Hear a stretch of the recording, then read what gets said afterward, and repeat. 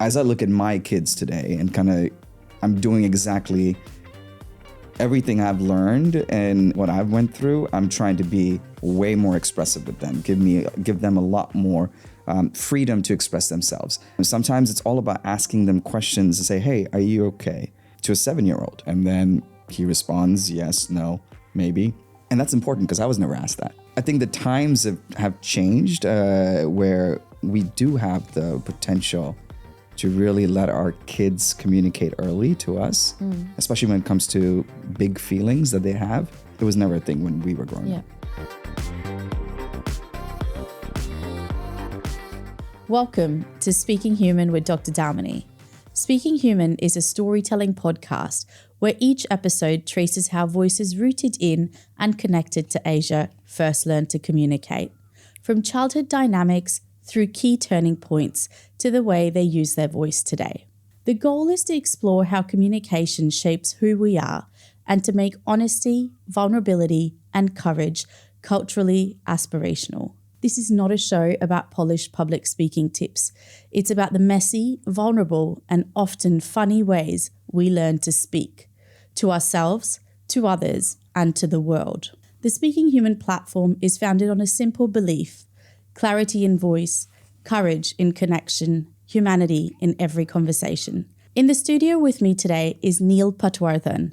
He's the former Chief Sales Officer, Asia Pacific for Sinch, advisor and mentor to startups in Asia, founder of Unfiltered Talks in Singapore, and above all, a hyper-connector.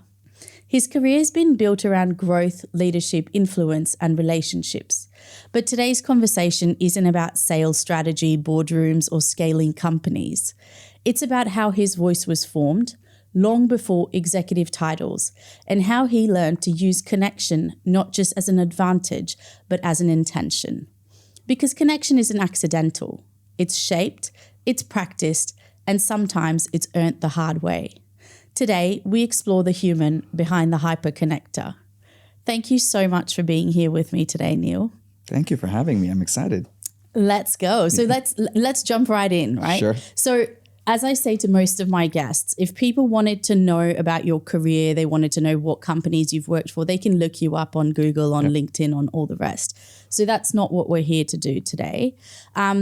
Let's start at the beginning of your story. So talk to me about where you were born, your family structure, and what communication looked like in those early years. So I was born in Pune, India, and grew up, pretty much middle class, nothing really special. I have a younger brother, and we had a good life.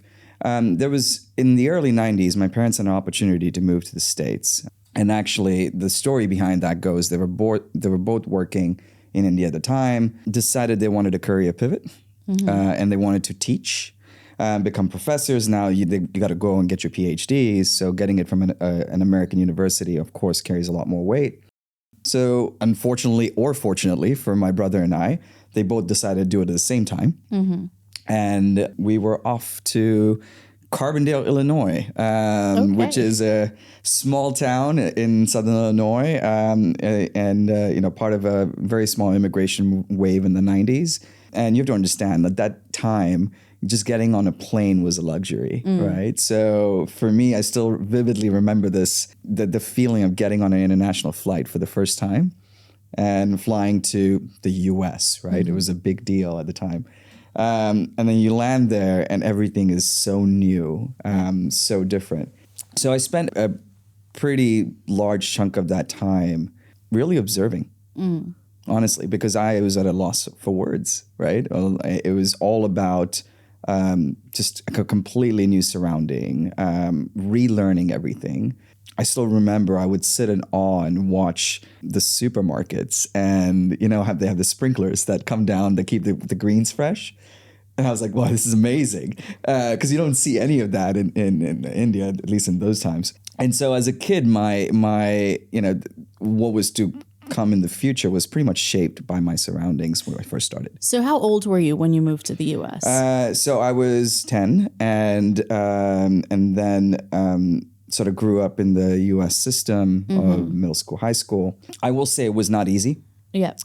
Going from Pune, where you obviously have family, you have cousins, you're pretty well surrounded by your friends, to a small town in Illinois where a lot of those kids grew up together. So the cliques were already formed.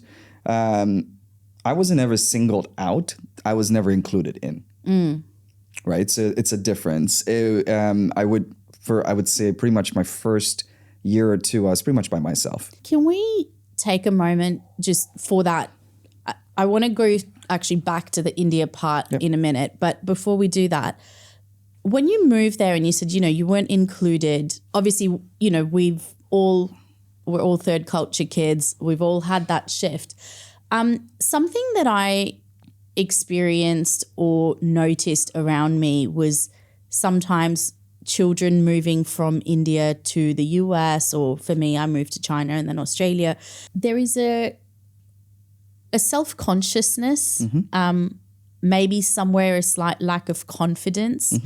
Did you experience that in any way, shape or form? Absolutely. And it started with my language, right? So English was my third language, right? So having to speak coherently and then start to then speak it in a dialect or accent that most Americans will understand, trying to relate, trying to fit in, just became kind of almost necessary for survival. On the other side of this, where it was also, I was a smaller kid, right? So a lot of American kids, they tend to be bigger, they're more grown up. So a lot of the sports that were played there, I couldn't really keep up. Which became, again, another isolator for me, right? So I think there was, for someone who had never actually thought about confidence, that actually became an issue when I moved to the States, where it was the lack of that kept glaring over and over again, because you felt you were behind the curve. And I think that sort of built the foundations of the drive to go push as fast as you can, beyond anyone else, and go the extra mile, because you constantly feel that you're behind the pack. Did your parents understand your experience? Many years later, they did. In their defense, they were students. So they were busy with their classes during the day. They were busy with their assistantships and jobs in the evening to keep us afloat. So I would pretty much see them later in the evening for dinners, and then it's time to go to bed. So I occupied myself. My brother was too young at the time. He's 4 years younger. So I also ended up taking care of him from time to time. Also, I would say my maturity to explain what I was going through was not formed at the time. I think it would come many, many years later, where having gone through life and having a good understanding of what had happened and how that had shaped me, that I could actually communicate that in words to them. And I think now they're far more understanding than when you're in the 90s, you're in your late 30s as parents. It's an exciting adventure. As someone who has kids, we always say kids adapt, right? Well, sure, they adapt, but there's pain behind it. Yeah. And that's important to acknowledge. So true. It's funny because I think I had a really interesting experience. My kids' school here in Singapore, they had a session about raising third culture kids for the parents. And I went in there, and I think for the first time, I found that someone gave language to my experience. And I remember leaving that session, and I got into my car and I just cried. I just couldn't control myself. I cried and I cried and I cried because it felt like a therapy session for me in a way. And suddenly there was all this language, and suddenly there was this realization of all the ways in which being a third culture kid is incredible, but also so, so challenging in its own way. As promised, I said I did want to go back to the India part. Yep. You grew up with family around you. I know that culturally we come from very different parts of India, and so communication styles and conflict resolution can be very different in different families. Talk to me a little bit about that. So as a child, I'm guessing that once you were in the US, your parents were just hyper-focused, trying to get their education, make ends meet. And so I'm assuming there was very little time for conflict. But before that, when you were in India, when there was more family around, there's different dynamics. Talk to me about that. Yeah, and I think you're right. I think I grew up in a typical Indian household where it was the lay of the land of the law was set by my parents, right? My grandfather also lived with us. It was actually his house. So we were kind of a communal family. And he grew up in a very disciplined way, let me put it this way. Kind of an ode to the old British times of how his father disciplined him. So there were certain sort of house rules that we had to follow as kids. One of them, which I think is really interesting, which I still carry on today subconsciously, is no talking during lunch. Right? Lunch is a place where you come, you eat, and then you can move on and talk and do what you need to. So lunches with my grandpa were pretty much quiet. You sit down, you eat, and go. And now I notice many years later, when I get together for lunch, I'm usually not the one talking because I'm focused on my food. I've come out of my shell quite a bit, but it's still very subconscious, right? Because I see lunch as a task. I don't see lunch as a communal way of enjoying, where a lot of people, could have sort of gone through that. So I think just sort of based on sort of that, the conflict resolution piece was more or less, if we got into trouble, right? My parents would kind of talk and reason through it. And of course, there'd be some sort of a punishment. I think growing up as Indian parents, I think everybody understands it. And then you just move on, right? So it wasn't this concept of timeout and some of this other stuff. It was more or less, I think I need you to really think through what you've done. Come back to me and tell me how you would do it better. How did you see adults resolving conflict amongst themselves? My parents are a little bit unique in the sense that my mom is I'm very much like my mom. Strong, independent, opinionated. Like she will tell you how it is. My brother's very much like my dad, where they're more reserved. It's harder for him to communicate what he's saying. But when I saw my parents sort of working through their arguments, I think over time they've also learned how to quickly get to the meat and potatoes of it and leave emotions out of the way, and then sort of kind of go on from there, right? Because I think all of us go through those where we let our emotions get the best of us in an argument, and it escalates very quickly. And it takes a lot of practice learning to be able to separate that out and be patient enough to work through it. Yep. Which, for a lot of people, it's not easy. I hear you, right? And obviously when you're in the thick of an argument, or you're in the thick of trying to resolve conflict, trying to move towards a solution and leave the emotion out of it is important, right? On the flip side, recognizing emotion, giving it language, accepting certain emotions, what does that look like for you? So to give you an example, for me, I grew up, and it wasn't until much later that it was in a conversation with a therapist where my therapist said to me, you need to stop dancing around anger, right? Why can't you say you're angry? And it's because I grew up believing that showing anger was a way of showing disrespect or being ungrateful for all the things that I have in my life. And so I never actually allowed myself to accept that I felt angry. So coming back to what you were saying, you have emotions that need to be kept aside when you're trying to reach a resolution. What space do emotions have in your life, and how were they given language when you were growing up? Yeah. Growing up in our times, we really didn't have a space to express. I mean, let's just be frank, right? One, because we simply didn't even understand what that looked like.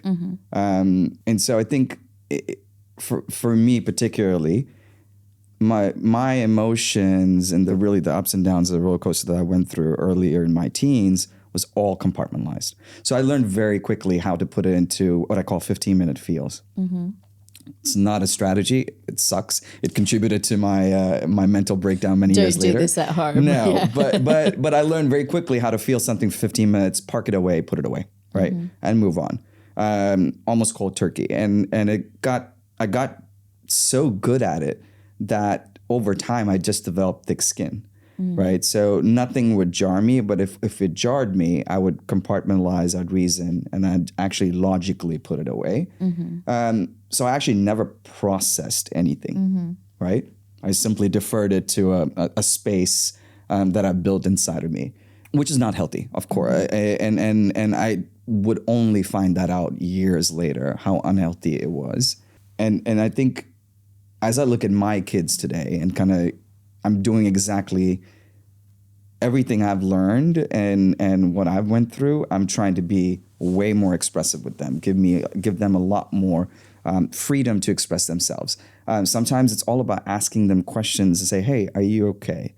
Right? To a 7-year-old, right? And then he responds, "Yes, no, maybe," and that's important because I was never asked that. Yep.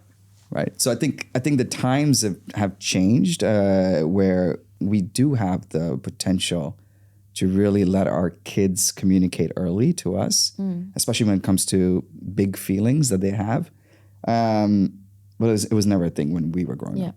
So what was the point? You said there was a point later on where you realized that it was not the right way to do things. What was that point for you? Yeah. I mean, it was many years later. So, I mean, if we think about years and years of these compartments being built, right? It was a house of cards that was just so stacked inside of me for years. The point happened in November of 2022 when I received news that a very close friend of mine in the U.S., I was already here in Singapore, passed away in a drunk driving accident in the U.S. She and I grew up in high school together. We stayed close through college, and she was hit by a drunk driver.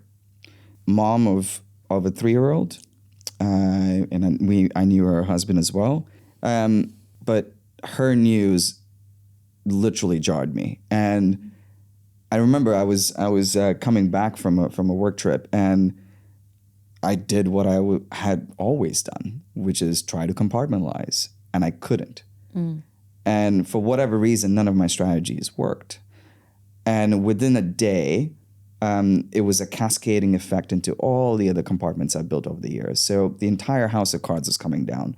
And when I say it was waves and waves and waves of ups and downs and emotions, just raw, coming up to the surface and bubbling out, I could not process it.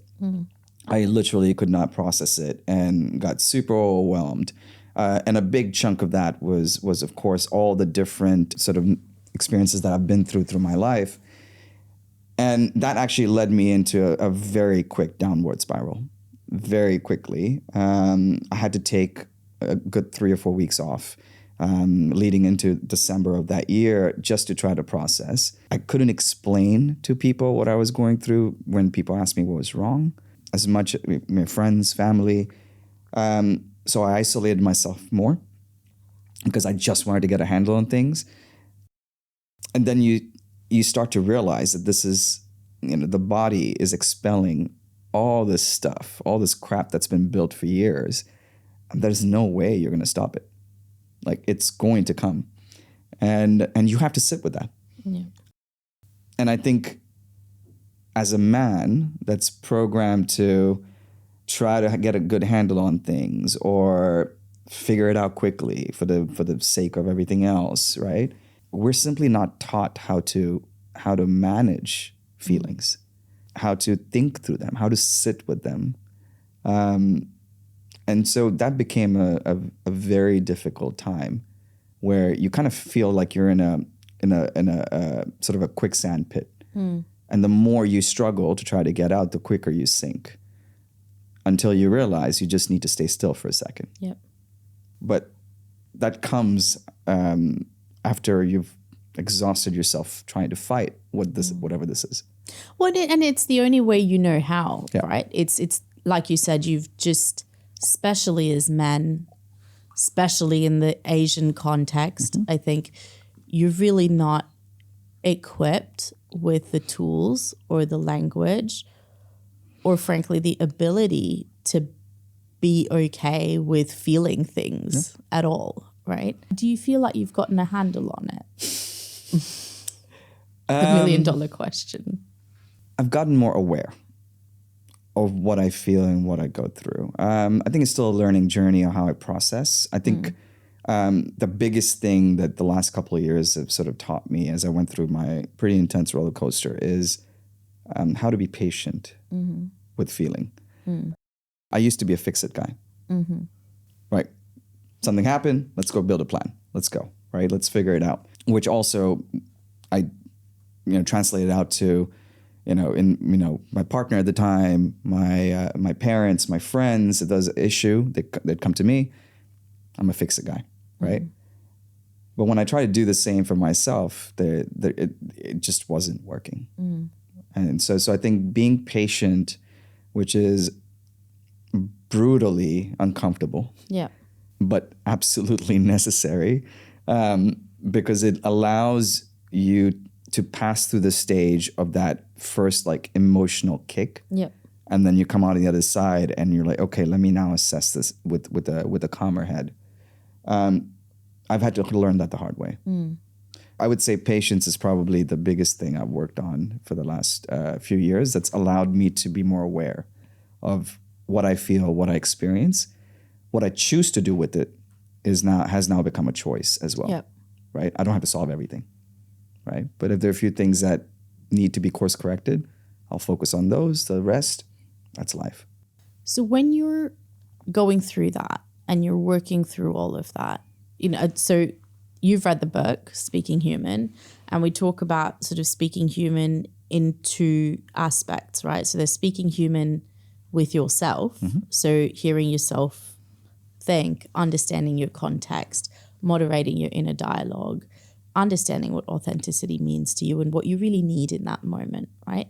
And then there's speaking human to other people. I think one of the big differences in what you just touched on is I find that a lot of Asian men go internally. It's the only way that they've been taught. The minute there's a problem, you go in, you want to fix it, or you even if you're at the point of being patient with your feelings, a lot of the work is going on behind the scenes internally for you. It's not necessarily common or accepted or, the norm that men will go out and speak to other people about what they're going through. Whereas I feel like for a lot of women, it's very much that village mentality of, hey, I have a problem. I'm going to speak to, my 5 closest friends and then the auntie at the shopping center and then the taxi driver. And I'm going to canvass everybody's opinions and thoughts. I want people to validate my feelings. I want people to tell me, that what I'm feeling is fine. And then from there, I'll figure out how to process. In your experience, what has worked with that internal dialogue and what has not? And where have you found that you've needed to go beyond the internal dialogue? For me particularly, I think it's acknowledging the fact that you're not okay. Start there. Again, it's kind of peeling back the masks that you've created over the years, right? Whether they're public facing or whether they're a mask for yourself. It's not a lack of confidence. It's more or less, look, I'm going through some pretty deep shit right now. I need to acknowledge that I'm not okay, right? As soon as you accept that, I think it becomes easier to basically let the feelings and let your thoughts kind of go through, and then you can kind of deploy your processing power correctly. For me particularly, because of my past and because of how I grew up, I learned very quickly how to reach out to others to ask for help, which is not normal for most men. I swear I think maybe I was a woman in a past life because I love talking about feelings and deep stuff. And that helped me tremendously, right? So I had a good circle of friends. I'm very upfront and transparent through what I was going through. I didn't have answers, but I needed perspective, right? And in some ways, empathy, not sympathy, empathy. through, it's just so that I can help normalize what I was going through. Mm-hmm. And I think that's also important for most men, simply because when it happens to us, we feel like it's only happening to us. Yeah. Right? But there's a million men that are going through this, a million other people that are going through the same thing. But when you keep it compartmentalized and internal, you fail to draw on the power of others, right? The power of healing through with others. But when you openly communicate about it through your circle of friends or folks who are going through some similar journeys, you just start to feel better, right? Because you're like, oh, I'm not alone, right? Someone else is going through this stuff. I'm like, okay, well, let's go through it together, right? And let's build a support culture for each other. And I was very lucky to have found friends here in Singapore that were that for me, at least for for my journey the last few years. But of course, my very close circle of guy friends that I have back in the States, where as grown men we are very vocal about how we feel, which is also not normal. Yeah. Right? And that's also because of our history, 17 plus years of friendship, it helps. So having that support, I think, is really important. So for most men, I would say, go find that group. Yep. Right? Or build it. Right? And I think that is going to be very crucial and the backbone for anything you go through. Yeah. And so you've built Unfiltered, which I guess is an extension in a way, as I'm hearing you speak about these relationships, of creating that space for those conversations and creating a recognition that this is not an isolated experience and allowing people to heal through that sort of collective space. How did that come about, and where do you wish you could push more with it? Coming from the States, I think we're quite vocal about what we go through. I would say most Americans don't have a filter. which you is, said it, not which me. Is, yeah, which is which can be good and bad depending on the situation. But for the most part, we tell it how it is, which is also helpful. However, in Asia, there's nuances to how you can share openly. Usually, you don't, because it is whether it's culturally driven, whether it's there's a perception of what people will think if you show weakness and vulnerability in sharing sort of these private conversations. And so when I moved to Asia, I did my rounds with conferences and panels and sat in the audience, and all great speakers, interesting topics that were interesting to me, but really no depth. And for me, the whole purpose of being human is to be real, really connect at a much deeper level. And I was looking for a foundation or outlet to go do that here, but I couldn't find anything.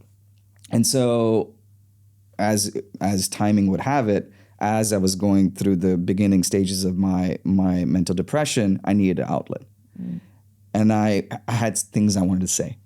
And I wanted to connect with other people who might be going in the same way, but how do I actually bring that together? So I ended up partnering with 1880, which is a members-only club here at the time, to build this series, which was around how do we do raw, unfiltered conversations held in a safe space that intersect both professional, which is important here for most people, but also personal because it's the same person. Yep. And have these in a conversations in a way where there isn't a right or wrong. It's just opinion, right? And so that led to the formation of the series, the chapters. You've been on one as well, and every one of them, I'm keen to push the boundaries on a topic that I may not know a lot about, right? It was interesting. The last one we did was the dark side of influencers, and the influencer culture is very strong here. Particularly in Asia. Everyone wants followers and this and that. But the hamster wheel that these influencers are on, and the massive degradation to their mental health, their physical health, relationships with their families, being always on, was a side that I knew nothing about and I wanted to explore. And so we had 3 panelists who were brave enough to come on and say, this is how my life has turned out because of this. But those are the types of conversations that are both inspiring, real, connect people who attend because either A, they're going through the same thing or they're about to go through the same thing.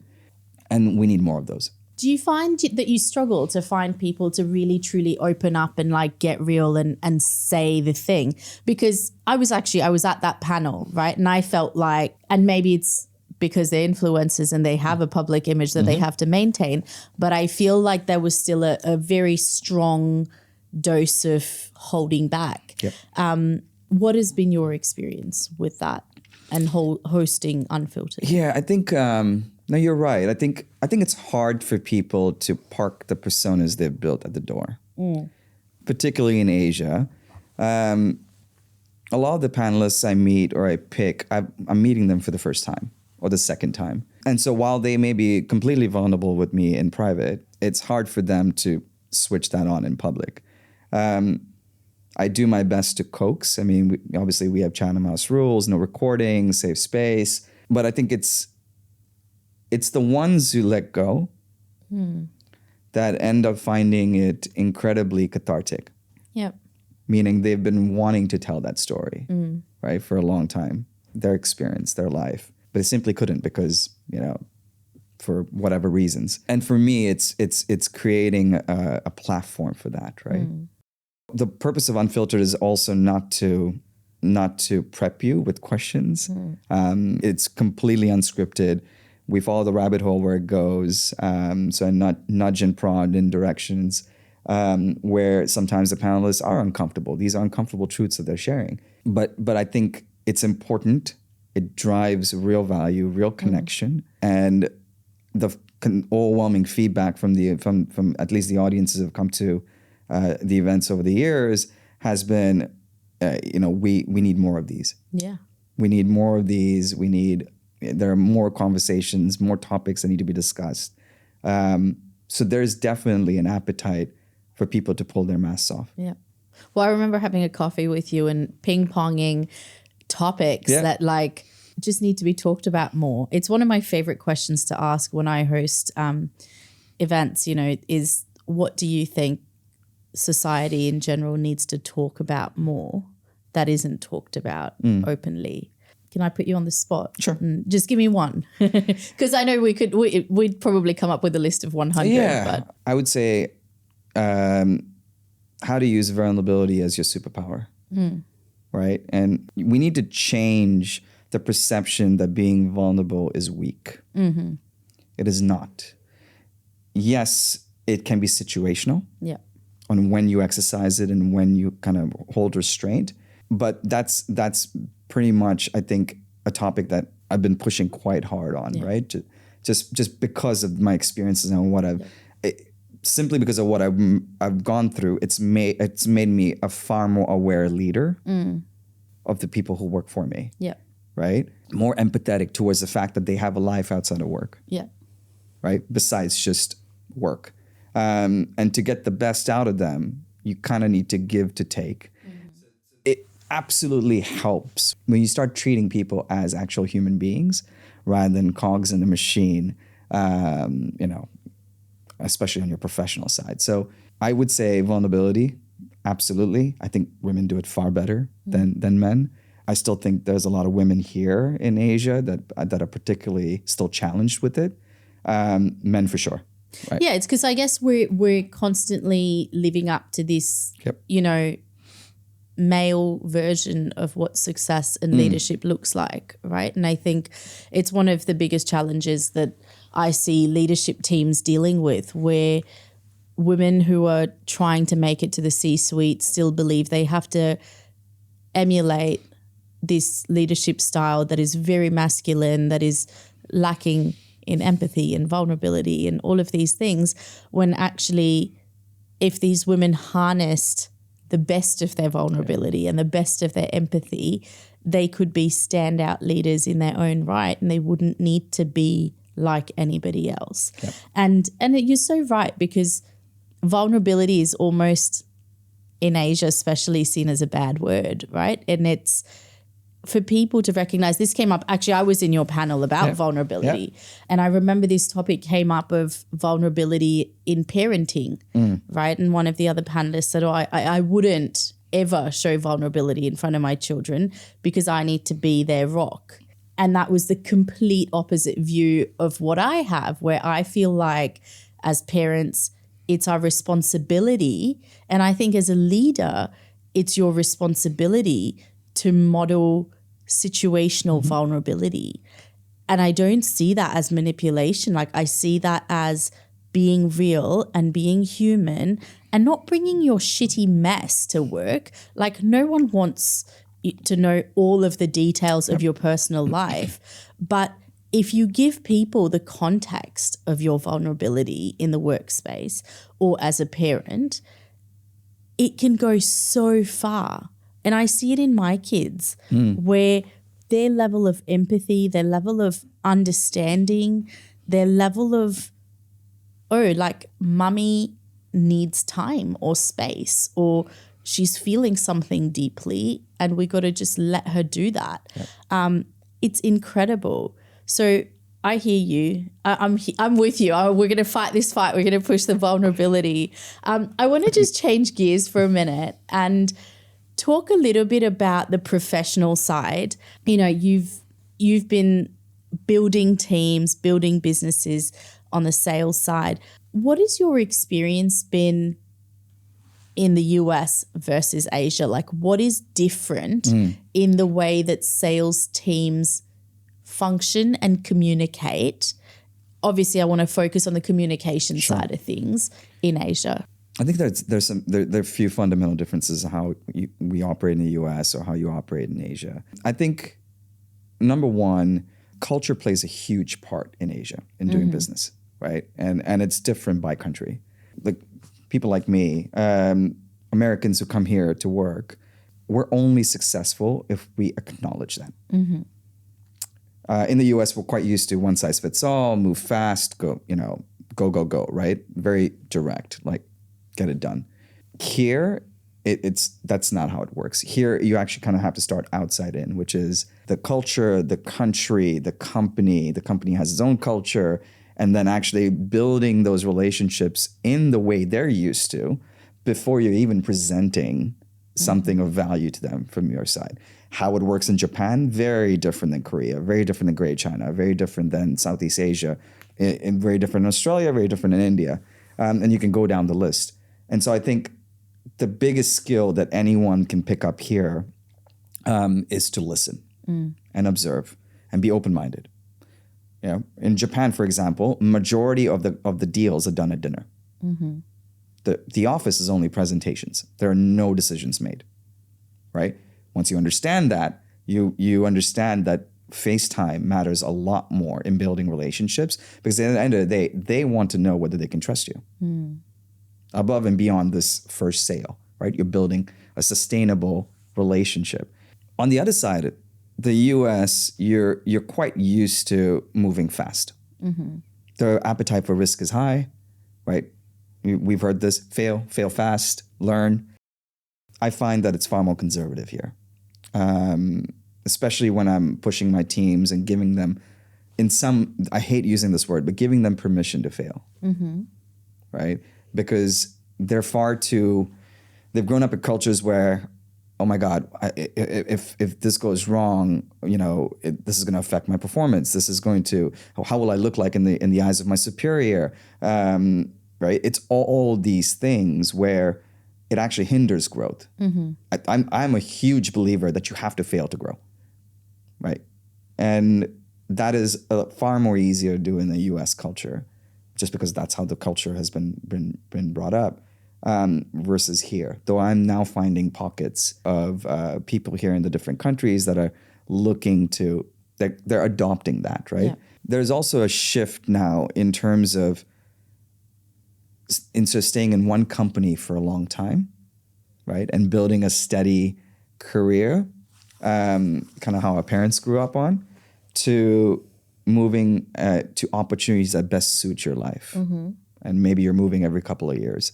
In the US, it's very natural to do that. In Asia, I think they're just starting to learn and starting to do this, where I did my best work for the first 2 years at company X. I'm now going to move on to company Y and then company Z, because I've now learned that my superpower is really building and scaling and then moving on, as an example. I think that thought process is still fairly new for Asia. So going back to this part about failing, right? This permission to fail, as you called it. Do you think that when you tell your teams, hey, it's okay to fail, the generations worth of conditioning of, you know, if it's not perfect, it's not good enough. I know I grew up with that, right? Do you think you can undo it? And what really needs to happen? Because the words are one thing, right? I was working with a really big tech client with one of their innovation teams, and they said, we have a big problem because our people aren't innovative enough and we need you to push them to be innovative. And I said, okay, what is their biggest fear? And they said, well, we had a massive round of layoffs last month. And I said, so when I go in there and I tell your people to be innovative and come up with creative, wild, big ideas and tell them it's okay to fail, are you guaranteeing them that they're not going to lose their job in the process? And so this leader said, I can't guarantee that. And I said, well, how do we then create enough psychological safety for these people to genuinely put their necks on the line and do the thing? So how do you manage that dynamic? You know, because for me as a consultant from the outside, I can come in and say that, but you have to live the reality and actually find that balance. So how can you do that in the current environment? Yeah, no, it's a great question. So I think you can't go guardrail to guardrail on how they've sort of grown up to all of a sudden giving them complete creative freedom to go do what they want. In fact, it actually paralyzes them, right? It's the analogy I always use is any company that offers unlimited time off, most employees don't take it because they're just paralyzed, right? They're like, well, how much is enough time, right? I don't want to be the one that in the eyes of all the bosses is always taking off time, right? So it's a psychological play there. Having said that, what I have done, which has proven effective, is build them a bigger box. So if their box is X and that's what they're used to, you slowly start to expand the parameters of what they can test without any kind of retribution, right? Without any ramifications. I always tell my teams to go try it, right? If you have an idea, go try it. You know your customers the best, right? I don't know your customers the best, right? Go try it. If it doesn't work, come back with an analysis on why it didn't work and then come back with a plan B. So I'm giving them the confidence to go try it, but then also come back and try a different way, right? And I think that's important for innovation. So when I think of innovation, I think, how do you build a culture that allows them to breathe? And gradually over time, that the parameters of those boxes expand. And hopefully to the point where it is a well-defined meritocracy, which is fully embraces creativity in terms of how you drive sales, for example, right, with your customers. But it's a journey, right? So you've got to, if you define the North Star and you kind of work towards it and you build that trust with your teams to go do that, you'll be surprised how quickly they start to adopt, right? And they actually enjoy what they're doing and are willing to test the boundaries a little bit more. So another challenge that I've had leaders share with me, especially in Singapore, but also just in the wider sort of Asia region, is, you know, part of it is this, am I going to get into trouble? What happens if I fail side of things? And then the other part is, I don't want to do more than I'm getting paid to do. Like I will do the bare minimum, or if my job description is A, B, and C, I will do A, B, and C, even if doing D and E is within my capability and it's going to end up creating a better impact, and I take ownership of that. And so this ownership piece is another big challenge that people I see are facing as leaders. How do you get your teams to get excited about taking ownership? I think we touched on kind of creating that culture to breathe and drive new ideas. But a lot of it is not, for leaders, they have to be on the front lines with their teams, right?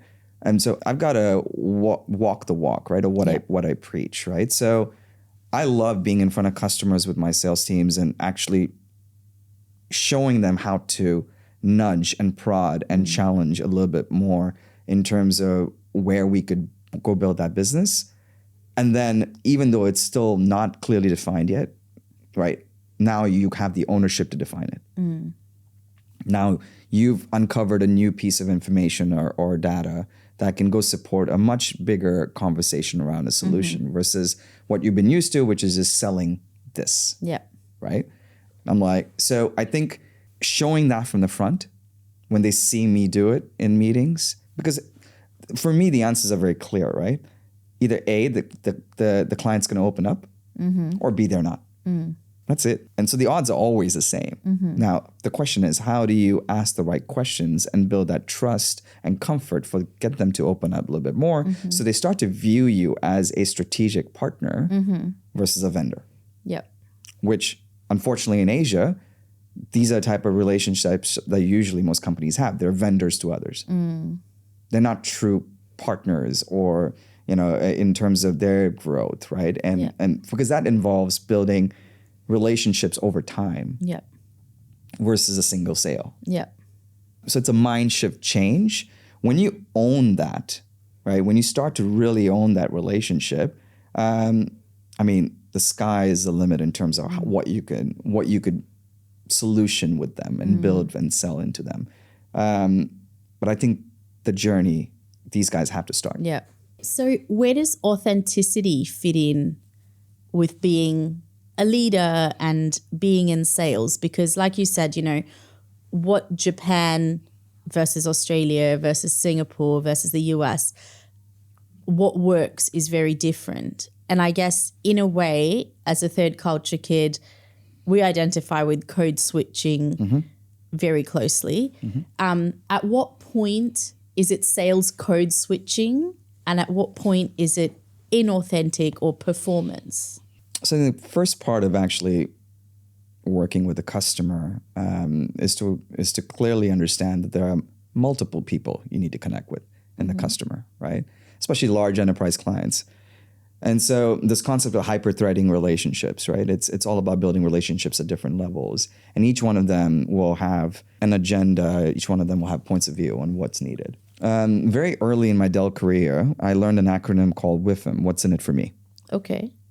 And it is you as the salesperson imagining and prodding the person across from you and basically trying to step into their shoes to say, what's in it for this person?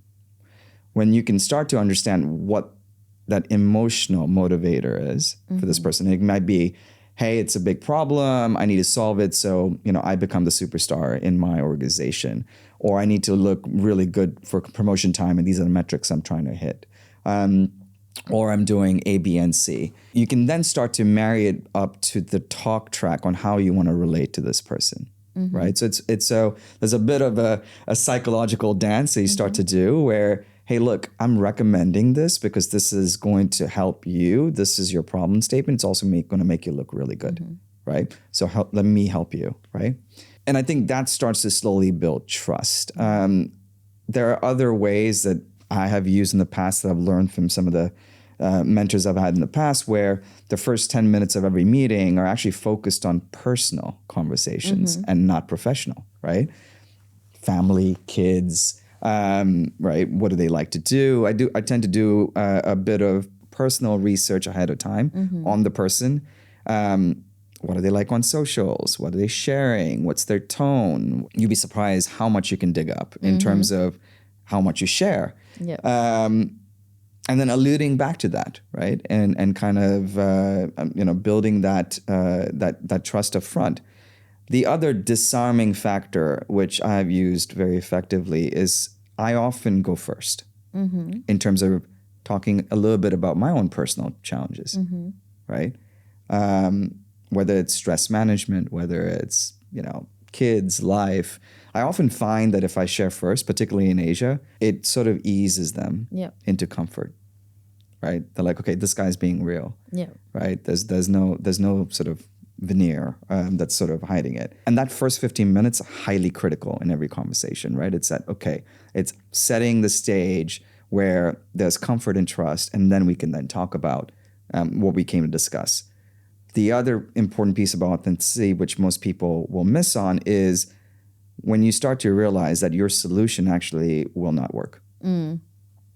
So walking away and from a deal, letting the customer know that, hey, we can't do this, and here's why, in my opinion, has built more trust for me than trying to do it in a half-assed way. Yep. So I think the power to say no, but in a way that the customer understands is, look, I don't want to sell you something that is obviously not going to work for you. Yeah, that you're doing it in their best interest. Correct. Yeah. Now that's a fine balance, because you're obviously, as a salesperson, you've got quotas, you've got deals to close, and obviously your monetary compensation tied to your performance. But you've got to look beyond the short-sightedness and say, okay, if I do this now, it's going to pay off dividends in the longer run, right? It's going to get me deeper in with their customer, because now they trust me. So those are some of the kind of the key things I feel is just genuinely be authentic about who you are. And a lot of times it actually works really well. And it works across industries, doesn't Correct. it? Like everything that you've said right now, like whether I think about it as how I function with my patients as a dentist, or I think about, as a coach or a keynote speaker, actually you summarize Speaking Human very nicely, because it is really about hearing what the other person's pain point really is, understanding the context of why this is important to them and what's in it for them, moderating your pitch or your plan or your solution to fit their actual pain point, being authentic about saying, actually, this is going to work or it's not going to work. And if it's not going to work, and I'm not the best person to help you, but I know someone else who might be, right? Which is really then giving them that extra care. And which is needs recognition and expression. So really understanding their needs, knowing what you need to be able to do a good job there, and being able to say yes or no. So thank you. That was a perfect little wrap up of Speaking Human. I want to talk a little bit, Neil, about you as a connector, you know, because it is what in a way brought us together. Yep. Has it cost you emotionally or personally? Great question. So in human design, I'm a manifesting generator. So I thrive on connections. I get my energy from meeting people and their stories, regardless of professional or personal. And I want to take a step back, and actually, I was not always like this, right? So I think because of the isolation that I grew up in the States, and when I first moved there, there was a very brutal truth that I learned very quickly, and that is the world will not come to you to make friends. You have to go to them, right? And so when I understood that, because I spent a year and a half, almost 2 years waiting for people to approach me. So just so I can be included in part of the group, right? Or groups.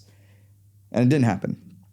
So I started approaching people, and, whether it's a drama club, whether it's something else, and just finding these pockets to try to start to relate to them and kind of hone that 90%, right? It's always 90-10. You go 90 first, 10, then the person responds. And you learn very quickly that the fear of rejection just goes out the window when you're doing it over and over again, right? I mean, because it's only two choices. Yes, this person's going to respond. You're going to have a great conversation, and maybe you build on it.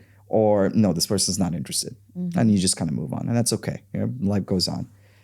So when I started doing this, and it became just kind of a second nature to me, I quickly realized that you drop me anywhere in the world, I could make friends. But then in my mind, somehow I can connect people based on conversations I could have in the future with other people, and it triggers something. And it was like, hey, okay, you should really talk to so and so. Let me connect you to. And I love doing that. I don't take anything from it. I mean, I've known people who charge for connecting people, and like that's not me, right? I'm like, I want people to connect to the right opportunities and connect to like-minded folks that can further enhance their quality of life professionally or personally. And it actually gives me great joy. So I'm always on the hunt to every time I meet someone new, it's very easy for me to have a conversation, have a chat, get to know someone. And then back of my head, I'm like cataloging where I'm like, hey, this person should really meet this person. I think it would be a fantastic conversation to have. So I think that was honed in the US, but coming to Singapore, it's like it's kicked off on steroids. This is easily one of the most connected countries on the planet, and you are doing yourself a disservice by not networking. Yeah. Because you're 2 or 3 heads away from everyone. Yep.